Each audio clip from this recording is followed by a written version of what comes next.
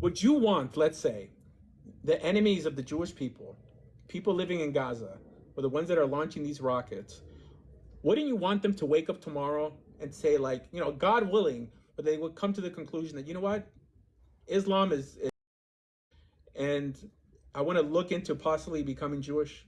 Would that be a horrible thing? I don't know if it would be a horrible thing, but it's like we don't just accept people because they just. No, I'm asking you.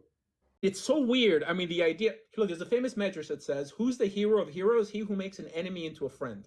The idea of bringing somebody close, someone who wants to harm you, by the way, right? And you're saying that you don't wish that tomorrow, when they would all convert to Judaism, seriously convert, obviously, I mean, they're sincere, they keep Shabbos, they keep kashrus, all of the above.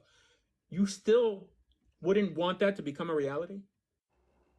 If they want to, become No, you. Jewish. What do you want? I mean, would you I want don't. them to I do don't it? want them to necessarily become Jewish. Like that's up to them. But that's the only way they're going to change their behavior. Why do they have to become Jewish to change their behavior? There's a lot of good people who are not Jewish. Like okay, so then, well, you want them to become Christian, but you don't want them to become Jewish. I mean, by the way, I mean, as a Jew. No, I didn't even say they have to become Christian at all, or any religion, for the matter. They could be Muslim. They could be Christian.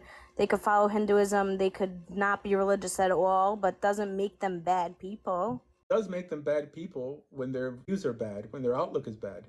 Right. If their religion. Right. Okay, so like you're saying the extremists, like you're saying, let's say the Muslim extremists, the guys who voted in the H. They need so they need to find their imam or whoever they follow, and I mean they have to find someone who will teach them correctly. There's a lot of it. There's also a lot of it like extremist Jews, like what was that cult in like Canada? Lev Tahor. Yeah, Lev Tahor.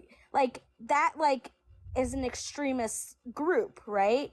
Not violently extremist. I mean, they married younger women. Right, I'm not saying violently, but yeah, they're not like morally correct, and like I know a few of the guys. A lot of people left, and they're still from, but they found a rabbi who was able to like teach them properly, like because it was a cult. They were going above and beyond, like the woman had to sleep in tights and all that stuff. So I would rather every inhabitant of Gaza become Lev Tahor, but they remain Muslim at this point in time. Okay, and I just think that I don't know who instilled this thinking in you, that you don't wish your enemies to even join you.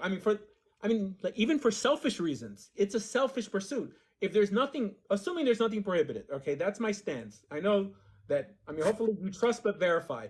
But assuming it's not prohibited, why can't you say what's good for me is good for you?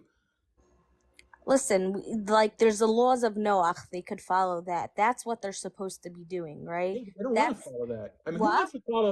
Who wants to follow the Sheva Mitzvot Noach?